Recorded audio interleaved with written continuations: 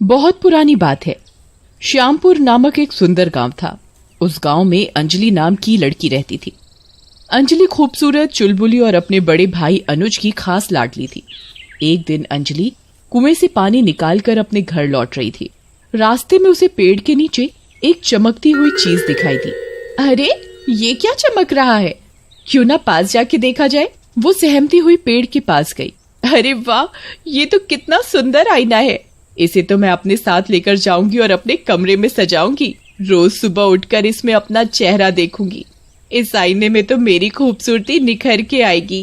अंजलि पानी का घड़ा नीचे रख के आईना हाथ में उठाती है, पर जैसे ही वो उसमें अपना चेहरा देखती है, डर के मारे उसके पैरों तली जमीन खिसक जाती है। उसको आईने में अपनी शक्ल की जगह एक भयानक और बदसूरत चुड़ैल दिखाई दी। चुड़ैल आईने के अंदर से उसको देखकर हंस रही थी। उसकी लाल फटकर बाहर आती हुई आंखें और बड़े बड़े नुकीले दांत देखकर अंजलि के होश उड़ गए। बचाओ, कोई बचाओ मुझे इस भयानक चुड़ैल से, बचाओ बचाओ। और चिल्लाते हुए आईना फेंक दिया और भागने लगी। भागते भागते वो घर पहुंच गई। घर पहुंचने पर जब अंजलि की माँ और भाई अनुज ने उसकी शक्ल देखी तो वो घबरा गए। आप कौन हैं और रो क्यों रही हैं? क्या हम आपकी कुछ मदद कर सकते हैं? माँ, ये मैं हूँ अंजलि। आप मुझे कैसे नहीं पहचान पा रही हैं? अरे अंजलि, ये क्या हुआ तुम्हारे चेहरे को? अंजलि ने खुद को आईने में देखा और वो चिल्ला उठी। हाय, ये मेरे चेहरे को क्या हो गया? मेरे चेहरे पर ये झुर्रियां और दाग धब्बे कैसे हो गए? अब मैं बाहर क्या शक्ल दिखाऊंगी? उसने ये सारी घटना घर वालों को बताई। जिसने भी तुम्हारा ये हाल किया है, मैं उसे नहीं छोड़ूंगा। नहीं भैया, वो बहुत खतरनाक है। उसकी शक्ल ही देखकर मेरी डर के मारे जान निकल गई। आपको तो वो मार ही डालेगी। आप उसके पास मत जाइए भैया। तुम चिंता मत करो अंजलि, मुझे बताओ कि वो कहाँ रहती है। मैं उसे अभी जाकर सबक सिखाता हूँ। अंजलि के बताने पर अनुज उस पेड़ के नीचे पहुँचता है और उस आईने को वहाँ पड़ा हुआ देखता है। वो उसे उठाकर पेड़ के तने पर फेंक कर तोड़ने की कोशिश करता है। तभी आईने से एक हाथ निकलकर जोर से अनुज को धक्का मारता है। अनुज दूर जा गिरता है और आईना उसके हाथ से छूट जाता है। वो होश संभाल कर देखता है कि एक बदसूरत सी भयंकर दिखने वाली चुड़ैल उसके सामने खड़ी है। उसके पैर उल्टे हैं और चेहरा गला हुआ सा है। चेहरे पर कीड़े मकोड़े रेंग रहे हैं। तुम कौन हो और क्या तुमने मेरी बहन की शक्ल खराब की है? मैं इसी आईने में रहती हूँ। हाँ, मैंने ही तुम्हारी बहन की खूबसूरती उससे छीन ली है। मैं इस गांव में किसी भी औरत को खूबसूरत नहीं रहने दूंगी। सबकी खूबसूरती छीन लूंगी और जो कोई मुझे रोकने की कोशिश करेगा उसके मैं टुकड़े टुकड़े करके खा जाऊंगी। फिर वो अनुज की तरफ बढ़ने लगी। अनुज जैसे तैसे अपनी जान बचाकर वहाँ से भागने में कामयाब हुआ। शाम तक गांव में आस पड़ोस के लोगों को भी इस घटना की खबर मिली। काफी सारे गांववासी अंजलि के घर आए। उनमें से कई लड़कियों की शक्ल अंजलि की तरह झुलसी हुई बदसूरत दिखी। अरे बहन, तुम लोगों की भी शक्ल मेरी तरह झुलसी और दाग धब्बे वाली हो गई है।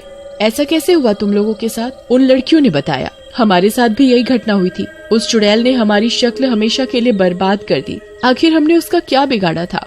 अरे, हमने भी कोशिश की उस आईने को तोड़ने की, पर वो चुड़ैल बहुत ताकतवर है। उसने सबको डरा कर भगा दिया। क्या हम लोग एक साथ जाकर कोशिश करें उसे खत्म करने की? हाँ, चलो उसे जाकर दिखाते हैं कि हमारी बहनों के साथ ऐसा करने का क्या अंजाम होता है। ठीक है, सब अपने हथियार लेकर चलो, उस पर हमला करें। रात को सारे आदमी एक साथ उस आईने के पास जाते हैं। एक आदमी उस पर लाठी से प्रहार करके उसे तोड़ने ही वाला होता है कि अचानक जोर की हवा चलती है और सब इधर उधर गिरने लगते हैं। चुड़ैल निकलकर आईने के बाहर आती है और उनके सामने जोर जोर से डरावनी आवाज में हंसने लगती है। तुम फिर आए हो यहाँ? लगता है तुम भूल गए कि मैंने तुम्हें क्या कहा था। तुमने फिर भी मुझे दोबारा रोकने की कोशिश की। शायद तुमने अपना सबक नहीं सीखा है। अब देखो मैं क्या करती हूँ। ये कहकर चुड़ैल अनुज और बाकी सबकी तरफ गुस्से से बढ़ती है। उसे देखते ही कुछ आदमी उठकर अपने हथियार लेकर उसकी ओर बढ़ते हैं, पर वो चुड़ैल जोर से चिल्लाती है और उन सब आदमियों को लेकर शीशे में कैद कर लेती है। शीशे से उन आदमियों की आवाज आने लगती है, अरे हमें बचाओ, ये हम कहाँ आ गए? यहाँ बहुत अंधेरा है, कुछ दिखाई नहीं दे रहा, कोई हमें बाहर निकालो यहाँ से। चुड़ैल आईने के पास खड़ी होकर जोर जोर से हंसती है। मुझे मारने चले थे, मुझ पर वार करने चले थे ना तुम लोग, अब मजा आया? अंदाजा हो गया न तुम सबको कि मैं क्या कर सकती हूँ। अनुज और बाकी बचे हुए कुछ आदमी धीरे धीरे पीछे हटने लगते हैं। यदि मेरे आईने को नुकसान पहुँचाने की दोबारा कोशिश की तो तुम सबका भी यही हाल करूँगी। अरे जान बचाकर भागने में ही भलाई है। अनुज और बाकी बचे आदमी वहाँ से जैसे तैसे भाग निकलते हैं। वापस आकर वो लोग बाकी सबको इस घटना के बारे में बताते हैं। सब ये सुनकर बहुत घबरा जाते हैं। शायद इस चुड़ैल का मुकाबला करना मुमकिन नहीं है। अब तो उसने हम में से कईयों को बंदी भी बना लिया है। पर हम ऐसे हार नहीं मान सकते, कोई ना कोई तरीका तो होगा उस चुड़ैल को खत्म करने का। अब क्या चाहते हो, वो हम सबको भी अपना कैदी बना ले? मैंने सुना है कि हमारे गांव के मुखिया बहुत ही समझदार इंसान हैं। हम सब उनके पास जाकर पूछते हैं, वो कोई ना कोई उपाय जरूर बताएंगे। सारे लोग गांव के मुखिया के घर की ओर चल दिए। उन्होंने मुखिया को पूरी बात बताई। वो चुड़ैल बेशक बहुत ताकतवर है, हम सीधे सीधे उस पर प्रहार करके उसको नहीं हरा सकते। यदि वो उस आईने में रहती है तो उसकी सारी शक्तियाँ उस आईने में ही होंगी।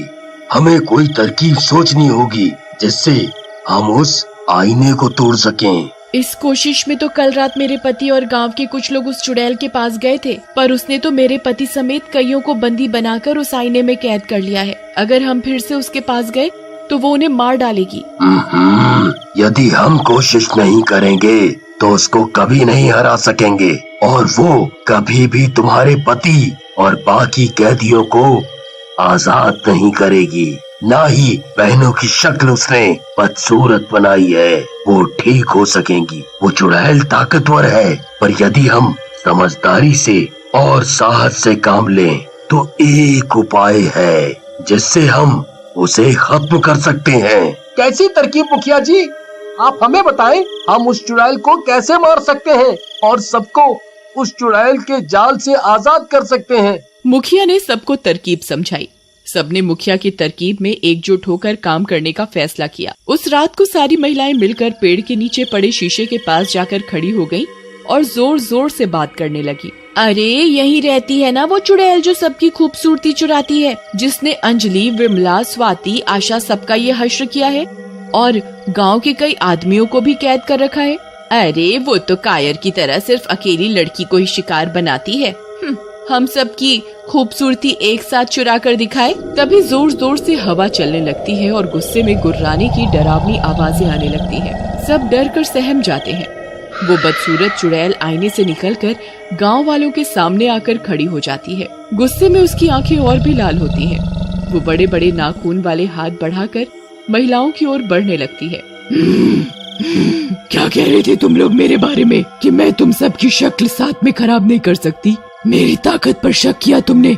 अभी मजा चखाती हूँ सबको। अब मैं सिर्फ तुम लोगों की खूबसूरती ही नहीं छीनूंगी, मैं तुम सबको मार कर खा जाऊंगी। ऐसा कहकर चुड़ैल महिलाओं की ओर बढ़ने लगी। तब तक अनुज एक बड़ा सा पत्थर लेकर पेड़ पर चढ़कर चुड़ैल के आईने से निकलकर बाहर आने का इंतजार कर रहा था। जैसे ही चुड़ैल आईने से दूर गई, उसने आईने पर निशाना साधते हुए ऊपर से वो पत्थर जोर से फेंका। पत्थर लगते ही आईने के टुकड़े टुकड़े हो गए। चुड़ैल भी जोर जोर से चीखती और कराहती हुई बोली, आह, ये तुम लोगों ने मेरे साथ अच्छा नहीं किया। वो जमीन पर गिरकर तड़पने लगी और देखते ही देखते खत्म हो गई। अंजलि और सारी लड़कियां जिनकी खूबसूरती चुड़ैल ने छीन ली थी, उनकी शक्ल वापस पहले जैसी हो गई। वो सारे लोग जिन्हें चुड़ैल ने कैद कर रखा था, वो भी आईने से बाहर निकल आए और बोले, आखिरकार हम बच गए। हम वहाँ से जिंदा लौट आए।